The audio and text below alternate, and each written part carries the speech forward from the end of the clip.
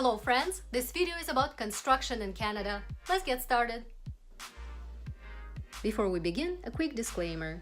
I don't work in the construction industry. This video is based on my personal observations while living in Canada for the last 15 years, both in Ontario and Quebec. Today we'll be visiting a few active construction sites. Questions about the construction industry are not simple to answer. There's no centralized location to find all the answers, since there are so many types of construction and a lot is involved. It's best we simply look at it from the worker's point of view. But first, let me assure you that construction is a major industry in Canada that includes both residential and non-residential work. Engineering and construction projects are only forecast to increase. Several multi-billion-dollar projects are in progress or about to start across the country. Here are some examples. The 1.6 billion Canadian dollar wood fiber liquefier natural gas project in British Columbia, the $2.3 billion Gardner Expressway strategic rehabilitation, as well as the $3 billion CIBC Square project, and the $5.3 billion Eglinton Crosstown Light Rail Transit project, all in Toronto, Ontario.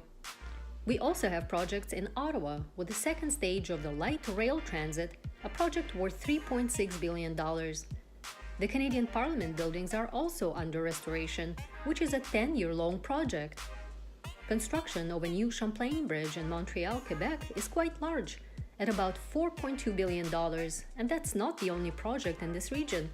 There's also the $6 billion REM project, which is an autonomous electric public transit network. On top of these projects, the Gordie Howe International Bridge project in Windsor, Ontario, worth almost $4.8 billion. The Muskrat Falls Generating project in Newfoundland is worth about $12.7 billion. And the Darlington Nuclear Refurbishment in Clarington, Ontario, is also huge, for a budget of $12.8 billion. There are tons of smaller caliber construction projects too, of course. Now, what should you expect as a skilled construction worker seeking employment? Every construction job is different. Because there's so much variety in construction projects, you must be prepared for any situation. Construction jobs vary by season, project, and industry. In these kinds of jobs, you may be employed by a contractor that is helping build a large government or privately funded project. You could be working on road or bridge construction, residential or commercial buildings, or for a utility provider such as a power plant. Shifts vary. You might be looking at full-time, part-time, seasonal, project-based jobs, weekend or night shifts, on-call or overtime. Both men and women are represented in construction in Canada, so if you are a woman, don't disregard this rewarding career path with numerous job opportunities. There are over 50 trades required in the construction industry, and experienced, skilled construction workers are in demand all the time. Salaries for construction workers start at $37,500 a year and can go above $60,000 for experienced or unionized full-time workers. Licensed workers with skilled trade experience can earn above-average salaries. Please note that any salary discussed is in Canadian dollars and is listed before paying income tax. What are the responsibilities of a construction worker? The tasks depend on the project they're working on. They will have to take directions and follow plans using materials and tools to accomplish any number of tasks. Closer to the final stage of the project, the tasks tend to revolve around finishing, quality control checks, and cleaning up.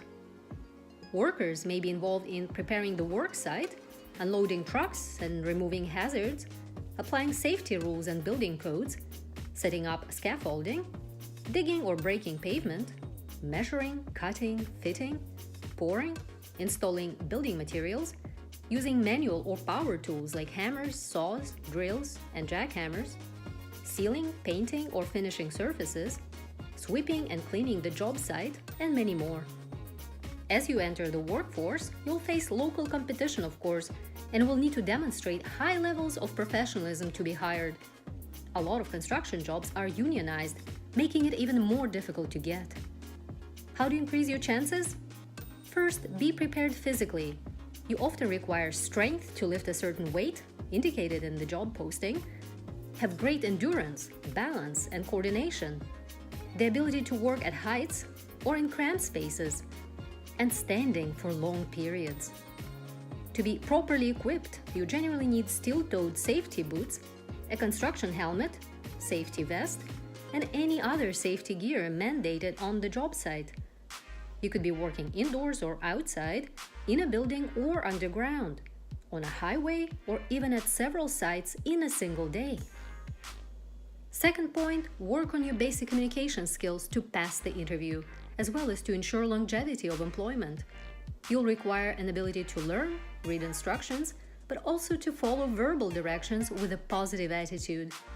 Develop effective techniques for social interaction since you'll be a part of a team. It's obvious that you must know one or both official languages depending on the specific job offer. Don't forget about nonverbal communication that is tailored to Canadian culture. Next, meet or exceed the requirements for Canadian obtained training, as well as licensing and/or certification requirements for your specialty, but also be ready to answer any questions or even demonstrate your abilities practically. How do you know what skills you will need? Simply find a few similar jobs posted online in places like Workopolis, Monster, or Job Bank. I've made a video on how to search for jobs in Canada. I'll provide a link below. For example, a crane operator might need a few driver's license classes with a reasonably clean driving record, as well as a crane operator license. The same goes for any heavy machinery, such as excavators, bulldozers, or backhoes. Sometimes on-the-job training, first aid and other health and safety training, completion of apprenticeship program, or even a college program might be mandatory or simply preferred. Please be aware that rules in different provinces vary, so search locally to find out what's necessary for the position of your interest.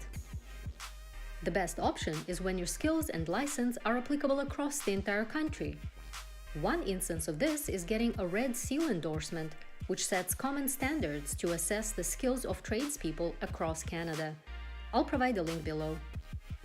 Another, but a bit less reliable option is to find your profession within the National Occupational Classification. General job requirements are provided there, so I'll include a link below. For example, crane operators are under 7371, heavy machinery operators are 7521, electricians are 7241, plumbers 7251, and so on. Remember that only general construction laborers don't need a specific education or certification. Now let's move on to work experience. When you apply, it's common to have this requirement. If you had work experience in Canada or another country, make it verifiable, so your potential employer could call your previous manager for feedback, for example. If you don't have that, it's easy to get experience through apprenticeship programs or volunteering, which are fantastic and easy ways to gain the desired Canadian work experience, useful for any future job actually. It might appear tempting for freshly arrived immigrants to accept some illegal employment options under the table when survival is at stake. Unfortunately, there are income offers like that too. However, I strongly recommend avoiding it for a couple of simple reasons. First, it contributes to corruption within the construction industry, a problem that the federal and provincial governments have been working hard at stopping as much as possible. Corruption is a sensitive issue that is a threat to governments, economic growth, and the population at large. Corruption can be managed through effective planning and the enforcement of regulations, accompanied by other public-private and community-driven initiatives. However, it really starts with each resident's view on the subject and the zero-tolerance mentality. Corruption is a crime, so my second reason to avoid shady income offers in construction is exactly that: to prevent legal problems. Basically, skip this option, it's just not worth it. Let's only consider official offers, which also come with protection through labor laws, which are followed quite well in Canada. Don't feel like working for someone else? No problem. Start your own company. There are 3 basic types of business in Canada: sole proprietorship, a partnership, and a corporation. Learn about each type to find the best for you. Opening a business in Canada is not very complicated. It doesn't take long, plus the government has ways of encouraging local business. As a construction business owner, you'll be required to follow certain building codes, regulations, and standards, obtain local permits and licenses, but it's definitely an option worth exploring. Of course, it could be that you're watching this video to learn more about construction, not to work, but for the purpose of buying a residential property for yourself. So I'll include a couple of words about that.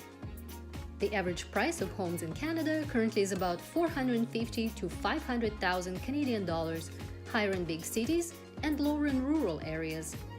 But this doesn't include all the associated fees and taxes, of course. For example, Canadian mortgage rates are fairly low, but it's still a substantial amount. I'll include a link to a mortgage calculator provided by the government. It should give you a general idea of potential mortgage payments. Make an appointment with a Canadian bank or another applicable financial institution if you'd like to get your specific financial situation assessed for the possibility of getting a mortgage. The credit score has a lot to do with their decision, which is a numerical representation of a person's creditworthiness, the risk of default on a debt that may arise from a borrower failing to make required payments. It would be easy to avoid some fees by buying a house up front without the use of any loan, but it's not possible for most people. There's also another option. Many Canadian residents, estimated at 30 to 40%, also choose not to buy property but rather rent one instead. Look at your own personal financial situation and life goals to make an educated decision. Consulting with an independent professional could also help. No matter what option you choose, own or rent, you will discover that Canada provides many advantages for both. Regardless of what your personal career path in construction is, it's going to be a rewarding one. As you reflect back on your construction career, you will likely feel a sense of satisfaction knowing you have been a part of Canada's development, helping people, communities, businesses, and industry in general. So I wanted to wish you the best luck with your job searches in construction. It's a great industry with endless employment possibilities. Thanks for watching. I hope you enjoyed my video. Please like and subscribe. It really helps my small channel. I'll see you next time.